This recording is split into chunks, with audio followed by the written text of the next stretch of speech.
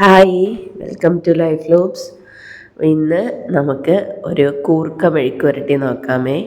അപ്പോൾ എൻ്റെ സൗണ്ട് നല്ല അടഞ്ഞിരിക്കുകയാണ്. രാവിലെ എനിക്ക് നല്ല തുമ്മലും ഇതൊക്കെയാണ് കേട്ടോ. അപ്പം അതിൻ്റെ ഒരു ഇതാണ് സൗണ്ട്. അപ്പോൾ സാധാരണ കൂർക്ക ഞാൻ ചെയ്യണതെന്ന് പറഞ്ഞാൽ കുക്കറിൽ ഇട്ട് ഒരു വിസിലടിപ്പിക്കും. അപ്പോൾ പിന്നെ അതിൻ്റെ തൊലി എടുക്കാൻ ഈസി ആയിരിക്കും കേട്ടോ. അപ്പോൾ ആദ്യം ഇതൊന്ന് കഴുകി എടുക്കാനായിട്ട് ഞാൻ ഇങ്ങനെ വെള്ളം ഒഴിച്ച് കഴുകുകയാണ്. അപ്പോൾ ഫസ്റ്റ് വെള്ളം കഴുകി അത് കളഞ്ഞ് അടുത്ത രണ്ടാമത്തെ വെള്ളം കഴുകിക്കൊണ്ടിരിക്കുന്ന സമയത്ത് ഈ കൂർക്ക ഇങ്ങനെ ഒന്ന് ഞെരടി കഴുകി. ഞെരടി മീൻസ് ഒന്ന് പ്രസ് ഇങ്ങനെ ഒന്ന് അതിനെ ഇങ്ങനെ തൊലിയുടെ മുകളിലൊന്ന് ഇതാക്കിയപ്പോൾ തൊലി പെട്ടെന്ന് ഈസി ആയിട്ട് ഇളകി വരുന്നു കേട്ടോ. അപ്പം ഞാൻ വിചാരിച്ചു പിന്നെ ഇനി ഇതെന്തിന് കുക്കറിലൊക്കെ ഇട്ട് മെനക്കിടണേ, ഇങ്ങനെ അങ്ങ് എടുക്കാമെന്ന് വെച്ചു. പക്ഷെ അത് കുഴപ്പമൊന്നുമില്ല, ഈസിയാണ്. ഇങ്ങനെ ഒന്ന് ജസ്റ്റ് ആക്കിയാൽ മതി, ഇളകി വരണുണ്ട്. പിന്നെ അതിൻ്റെ ആ വേര് പോലെ ഇരിക്കുന്ന ഭാഗം മാത്രമാണ് ഇളവാൻ പാട്. അതൊരു കത്തി കൊണ്ട് പയ്യെ എടുത്തു. അപ്പം അങ്ങനെ ഞാൻ ഇത് ഫുള്ളായിട്ട് അങ്ങനെ തന്നെ എടുക്കാമെന്ന് വിചാരിച്ച് എടുത്തേ. പക്ഷേ ലാസ്റ്റ് എനിക്ക് തോന്നി ഇതിനേക്കാളും ഭേദം കുക്കറിൽ ചെയ്താൽ മതിയായിരുന്നെന്ന്. കാരണം ഇതെല്ലാം കഴിഞ്ഞപ്പോഴത്തേക്കും എൻ്റെ കൈയുടെ കളറ് തന്നെ മാറി കേട്ടോ. ഭയങ്കര കറയായിരുന്നു എൻ്റെ കയ്യിലത്രയും.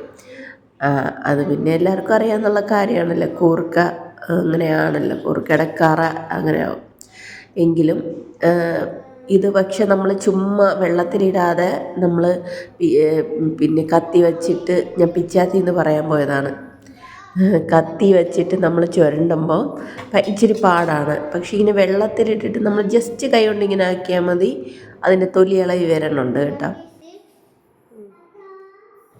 ബാക്ക്ഗ്രൗണ്ടിൽ കേൾക്കുന്ന സൗണ്ട് ആച്ചു ടേബിൾ പഠിക്കണേ.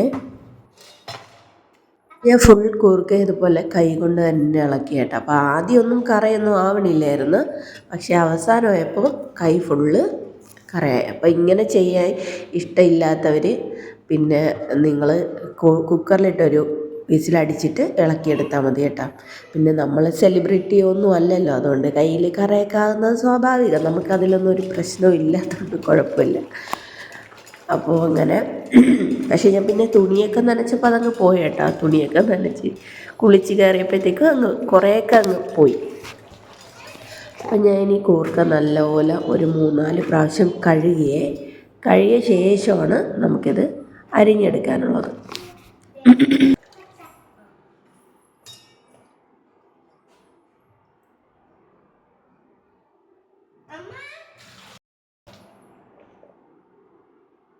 അപ്പോൾ ഇനി കൂർക്ക അരിഞ്ഞെടുക്കാം. കൂർക്ക മെഴുക്ക് പുരട്ടി വയ്ക്കുന്നതൊക്കെ എല്ലാവർക്കും അറിയാം, എന്നാലും ഞാൻ എൻ്റെ രീതിയിൽ വയ്ക്കുന്ന ഒന്ന് കാണിക്കുന്നേ ഉള്ളൂ കേട്ടോ.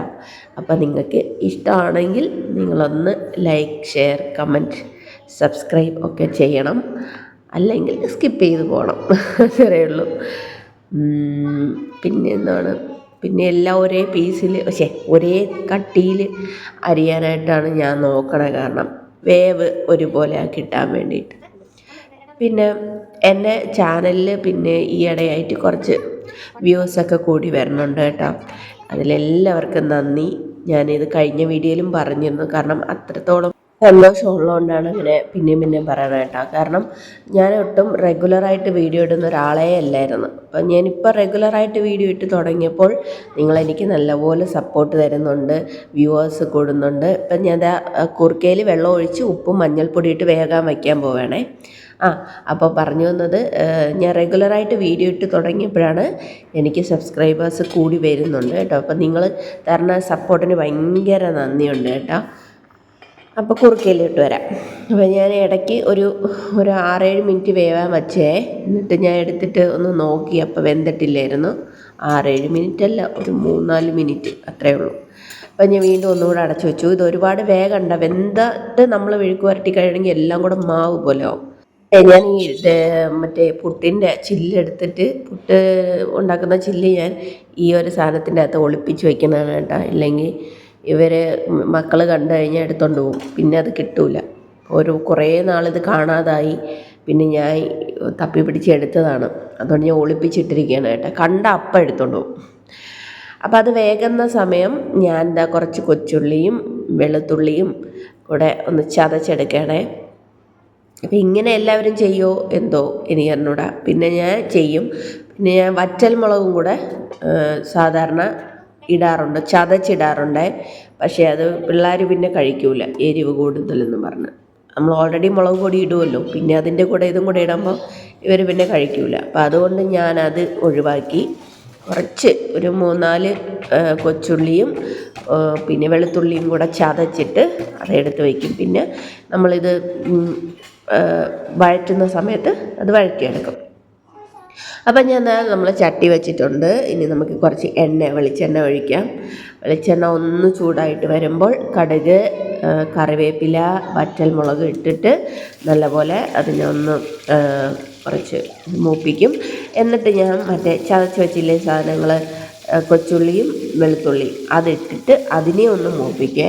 അത് മൂത്ത ശേഷമാണ് നമ്മൾ വേവിച്ചൂറ്റി വെച്ച കൂർക്ക ചേർക്കുന്നത്. പിന്നെ ഇളക്കും, നന്നായിട്ട് ഇളക്കി ഒന്ന് അടച്ചു വയ്ക്കും.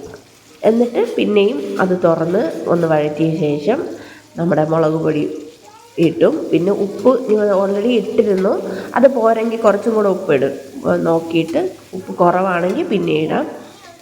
എന്നിട്ട് നമ്മൾ നന്നായിട്ട് അതിനെ ഒന്ന് വഴറ്റി എടുത്താൽ കൂർക്ക മെഴുക്ക് പുരട്ടി റെഡി. ഇതിപ്പോൾ മൂത്തപ്പോഴത്തേക്കും ഞാൻ വേവിച്ച് വെച്ചാൽ കൂർക്ക ഇട്ട് കൊടുക്കുകയാണ്. അപ്പോൾ ഇങ്ങനെയാണ് ഞാൻ കൂർക്ക മെഴുക്ക് പുരട്ടി വയ്ക്കുന്നത്. നല്ല ടേസ്റ്റാണ് കേട്ടോ കൂർക്ക. അല്ലെങ്കിലും ഇഷ്ടപ്പെടുന്നവർക്ക് അത് ഭയങ്കര ഇഷ്ടമാണ്, ഇഷ്ടപ്പെടാത്തവർക്ക് ഒട്ടും ഇഷ്ടമില്ല എന്നുള്ള അതിൻ്റെ ഒരു ടേസ്റ്റ്, ആ ഒരു ടേസ്റ്റ് ചിലവർക്ക് ഇഷ്ടപ്പെടില്ല. എനിക്ക് പണ്ടൊന്നും ഒട്ടും ഇഷ്ടമല്ലായിരുന്നു. പിന്നെ എനിക്കതിൻ്റെ ഒരു രുചി ഇഷ്ടപ്പെട്ട് തുടങ്ങിയതാണ്. പിന്നെ നല്ല സാധനമാണ് കേട്ടോ, നമ്മൾ ആരോഗ്യത്തിനൊക്കെ നല്ല സാധനമാണ്. അപ്പോൾ ഇതാ മൂടി വെച്ചേ. ഇനി ഒന്നുകൂടെ വഴറ്റിയെടുത്ത് പിന്നെ മുളക് പൊടിയൊക്കെ ഇട്ട് ചേർത്ത് ഇളക്കിയെടുക്കും.